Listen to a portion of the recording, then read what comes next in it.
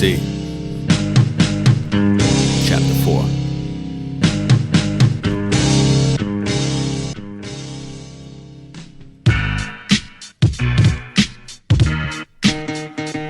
Nerve blocks, baby. Follow me. We've all had to face it. Fracture, dislocation, abscess, laceration. When you're trying to move fast and your patience are waiting, can back up your flow like adding narcotics to constipation. No time for concentration, unconscious sedation, and opiates alone won't stop the pain. Then you need some new tools to smooth your operation. Add some new vocab to the conversation. You should take a workshop on how to up your game of peripheral nerve blocks. So here we go, won't cover technique, that's something you better know. These are regions of anesthesia, each block head to toe. So first in the neck gets the superficial cervical plexus, slick like a convertible Lexus, quick and practical.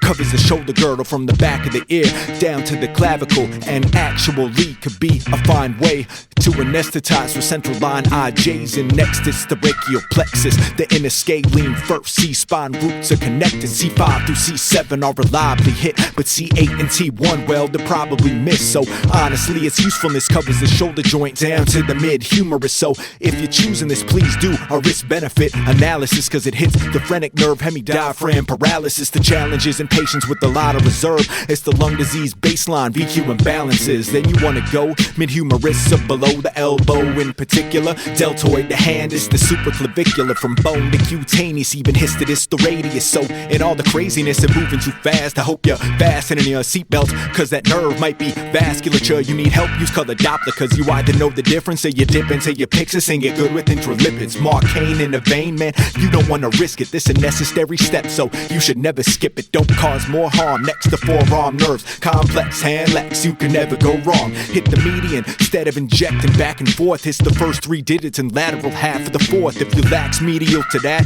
remain calm. Hit the ulnar nerve to hit the rest of the palm. Then the radial, if there's more you have to numb. First dorsal web space in the back of the thumb. Then we got some remedies for the lower extremities. If you're older in your 70s, you fall and go crack and you fracture your hip, we got a block for that.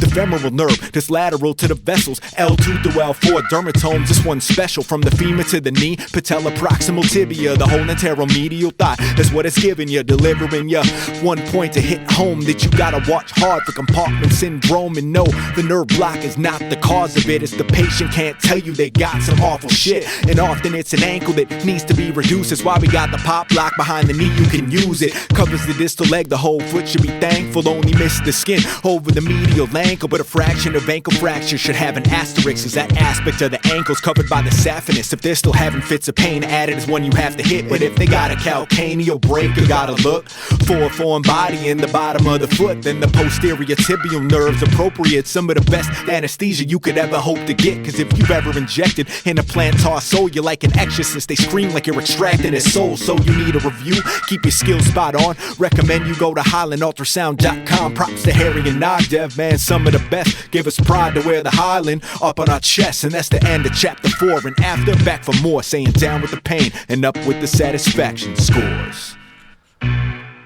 The EMC, nerve blocking your cerebral cortex.